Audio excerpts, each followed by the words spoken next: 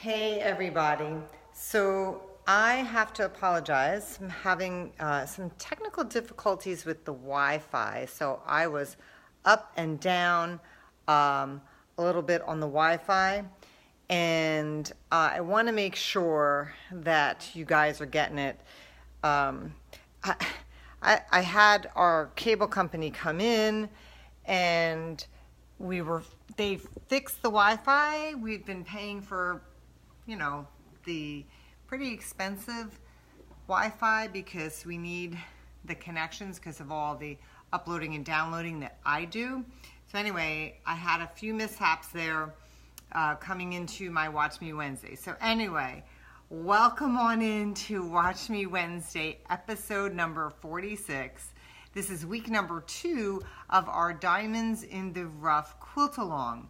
So I have to say that I have been so pleased looking at the Facebook group that we have for our quilt along. I am so excited about some of your fabric choices. Some of you have some fabulous fabric choices.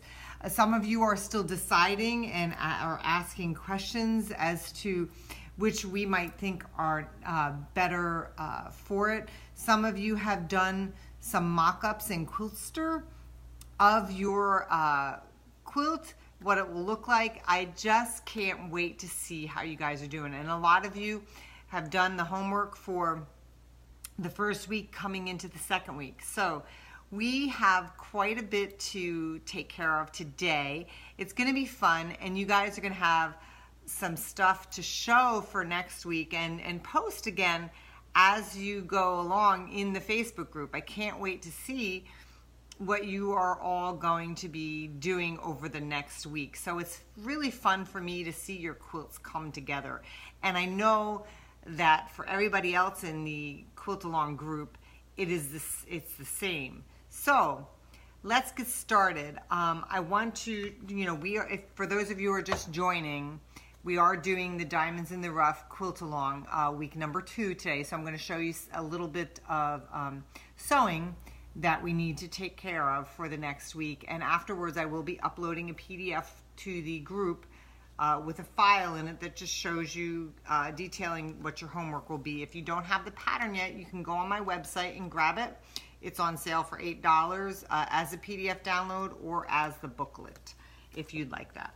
Okay, so first things first. Hit the share button so those people who want to join in can join in on the quilt along. You can hop in on the quilt along anytime. You just need to go back and watch the first episode for the Diamonds in the Rough quilt along. So hit that share button and share the love. So I want to tell you the first thing you're going to do this week, you guys have gotten all your stuff cut out as described in the last episode and on those PDFs. So you should have your stacks of squares and rectangles, etc. On the squares, I had you mark the diagonal. Today, we're going to start sewing them. So what I want to tell you a little bit about how I want you to set up your sewing machine. First of all and foremost, I use, and I'll show you here, this is my favorite thread, Aurifil 50 weight thread for piecing. So, and you can see this is a gray. I either use gray or beige. This one is 2600. It's like a dove gray. I don't know what they actually call the color, but it's 2600 is the color that I use. So set your machine up with a 50 weight thread. Okay. When your default stitch on most of the machines is a 2.5, I bring the stitch length down to 2.0 because I like a little tighter seam. That's just me. I don't like the 2.5. It's a little bit looser stitch, and I just like a little stronger stitch. So I bring it down to 2.0. I do have a single hole throat plate in my machine because all we're doing is a straight stitch.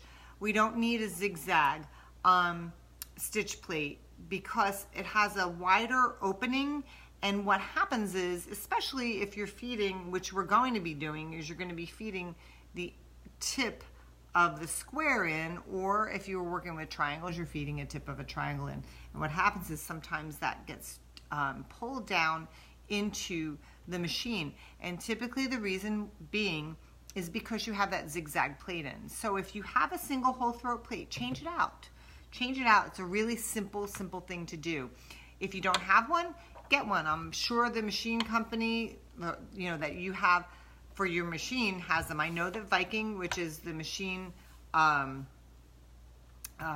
I use, they have the single hole throat plates. And the nice thing about my machine is that if I try to go to a zigzag stitch or a decorative stitch, it's going to yell at me and say, no, sorry, you can't do that because you've got the zigzag plate in, take it out. So some machines have that capability, some don't, but you save yourself some frustration and put that single hole throat plate on so that your fabric doesn't get thrown down into the bottom. Okay, so I'm going to face the camera down so you can see what I'm going to do here, and then I'm going to show you a little sewing, and then I'm going to tell you what you need to do for next week. Basically, I'm going to walk you through that. Okay, so I'm going to turn the camera down so you can see what I'm doing. Okay, let me get it down a little farther. Okay, so the first thing you should have is you should have your 2 stacks. You should have these done. And what you should have done on one of the stacks, so this is my background stack, and I did not draw the diagonal line on my backgrounds because it's too dark. I could have used a white chalk if I wanted to, but I knew that if I drew a pencil line on my my accent fabrics that I'd be able to see it. So you should have done this last week. That was what was part of the homework. So drawing that diagonal line on that stack of fabrics. That's the first step. The next step is then to take each one of those accent fabrics that you have the line drawn on and pair it with your background fabric. Okay, so you're just going to stack them up, and they're going to go right sides together. So if you have a right and a wrong side, make sure you're putting them right sides together. Mine don't have a right and a wrong side because this is a shot cotton and this is a solid. So for me, it doesn't matter. But if you have a printed fabric and there is a right and a wrong side, you are going to want to make sure they are right sides together. That is super important. So you're going to do this to all of your squares. You're going to put your accent fabric with your background fabric, okay? And you're just going to stack them up like so. Then I'm going to take you here over to my sewing machine. Now, you can do a couple things. I did not pin these just for sake of time, but if you wanted to, you can slip a pin in here and slip a pin in here so that they don't move on you, so you can prep them, get them all ready, and they won't move. But I did not do that. I'm going to take them over here to my sewing machine, and I'm going to show you I chain piece them. So I'm going to move my camera over here so you can see what I'm going to do as far as the chain piecing goes. So you want to keep them all aligned, okay? And then you want to basically sew a 1/4 inch, let me get it in front of the camera, a 1/4 inch to either side of that line. And you're going to see what I do. You're going to need your 1/4 inch foot. That's another thing I forgot to mention. You're going to need a 1/4 inch foot on your machine, and you're going to sew exactly a 1/4 inch away on either side of that line. So I am just going to chain piece, and you can sit here and chain piece all your squares. And what I kept a few out here for you so you can see what I do. I just slide it right on in. If you want, you can put it needle down in so that it stops, and you can slide it on in there. Again, if you want to pin, you certainly can. I'm going to put the pedal to the metal here so that I can get these down. I'm going to put my needle in so my presser foot lifts up just a little bit when my needle is in. And we're going to go down one side, and you can kind of sit here and do this all day. To me, it's kind of like Zen. I find it so relaxing that sometimes I actually get just a little bit sleepy doing this. It's mesmerizing. It's almost hypnotic. How many of you feel that way? I do, which is kind of weird, but anyway, you gotta have a little bit of craziness, right, to be doing this. But it's a good crazy. So then all I'm going to do when I get to the end, after I've fed all the squares I'm going to feed through there, I'm going to get to the end, I'm just going to turn it around, and I'm going to come down the opposite side a 1/4 inch away from that drawn line. Super duper simple and super duper easy to do this. And now my machine, I love my machine. It tells me that my bobbin is running low, but I can keep sewing because I know I still have some left in there, so I'm going to keep going. It stops automatically, and some of you might ask, what kind of machine do I have? I have a Viking Designer Epic, and most of the Viking machines that are out there on the market now have that low bobbin sensor, so it does stop and tell you that, hey, you're getting low, so that while you're chain piecing, you don't get towards the end and say, oh my God, I didn't sew those last 50 squares. And we all know, because that has happened to us, right? It happened to me long before, you know, Viking came out with that low bobbin sensor. So it's kind of a neat feature. So now I am done. I'm going to go ahead and I'm going to clip that thread. And I am definitely a thread clipper, so I don't like these threads hanging off here. I'm going to toss those, and then you're going to clip these apart. And I don't have next to me my little Sunflower Quilts chain ripper, or else I would show you that. I don't know why I didn't put it here. But anyway, so now you have all these squares all complete, okay? And I'm going to move the camera back because now I'm going to show you what we do next. So what I do next, once these are all done, is I do like to take them over to the ironing board, and I like to take the iron set on cotton, and I want to go ahead and I want to give it a press, just a press like this, straight down, not side to side or back and forth, just straight down, and it sets the seam. So I do that to all my squares before I'm ready to cut them apart.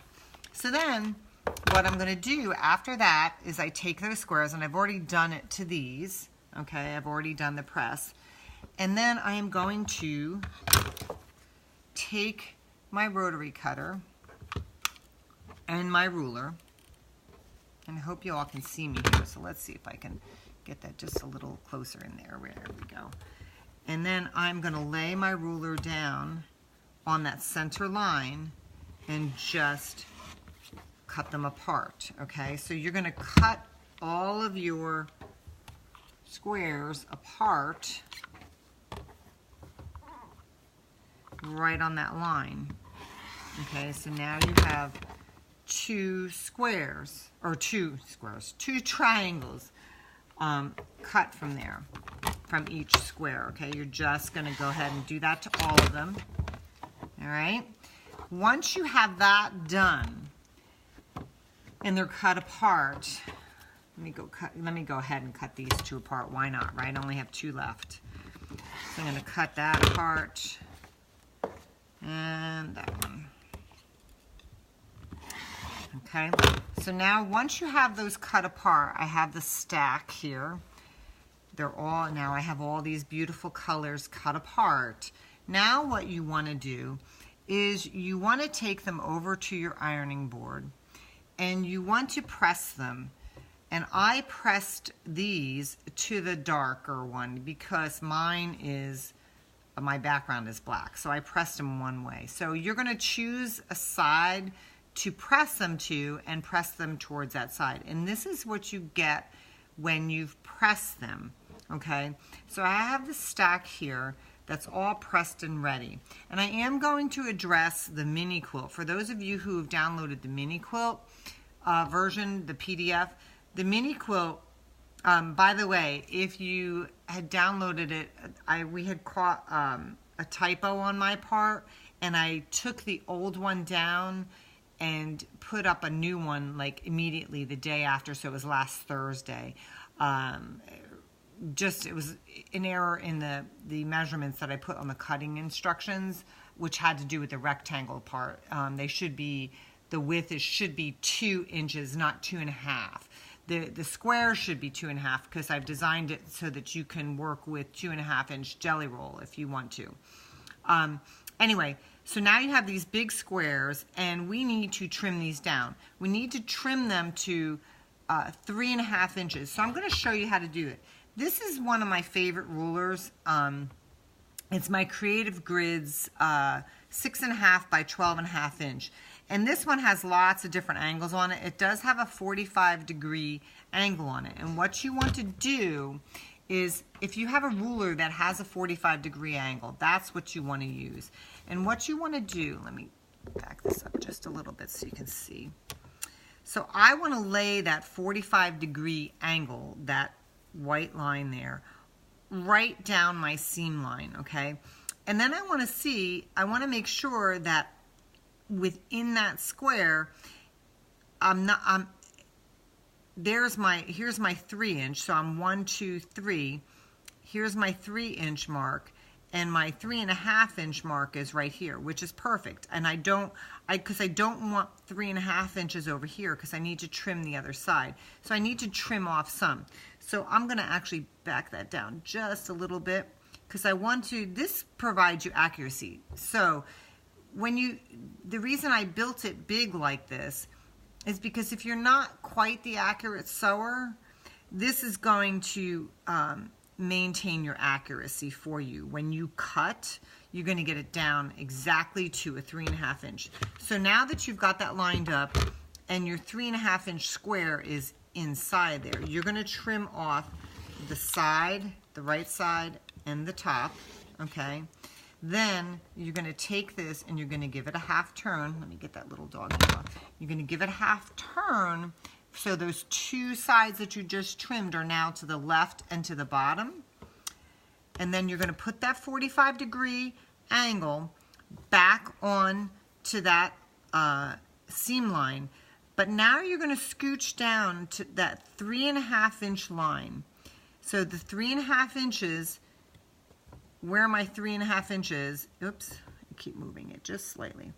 3.5 inches is over here on the left, lined up with the side you cut, and 3.5 inch line here lined up with the side that I cut. So if you count over, there's 1, 2, 3 inches plus a half, and if you count up, it's 1, 2, 3 inches plus a half. So now you have 3.5 inches, and you're going to do the same thing. You're going to cut the right side and then the left, or the top, I'm sorry, the right side and the top. Now you have a perfect 3.5 inch square, and there's not a whole lot of waste. Now the difference between this and the miniature one is that when you have your little miniature, you're going to have even less than this to trim off, because you're going to trim it down to 2 inches, okay?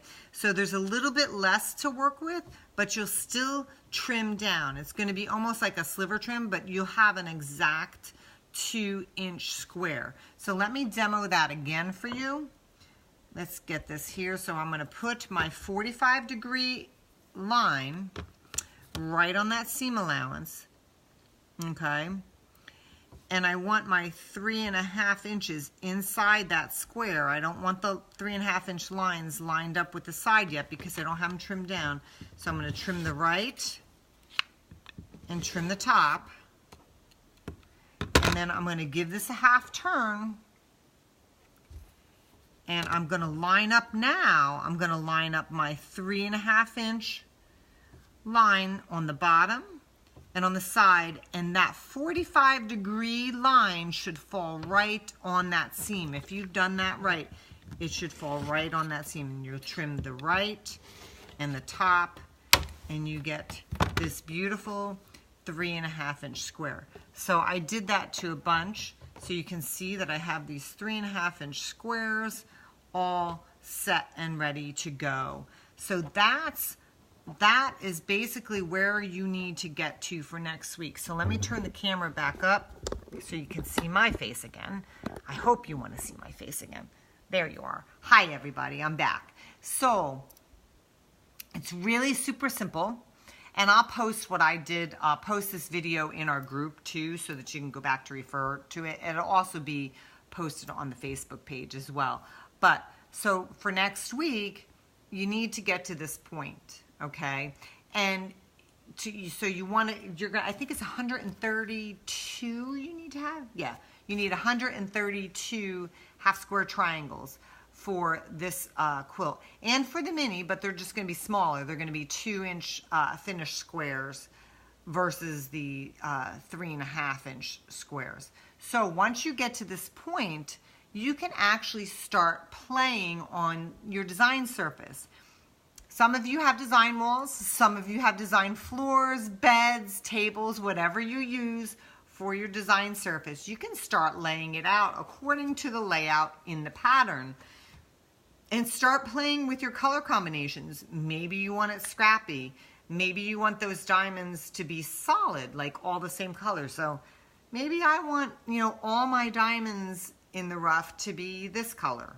Or, or at least one of them, and another one orange, this orange, and another one I have yellow as well, maybe another one yellow. Or maybe I want to make them scrappy. Now you all saw my mock-up that I did with these colors in Quiltster, and I did it scrappy, and I actually really liked the scrappy. But then I did another mock-up where all the diamonds, each diamond was a different solid.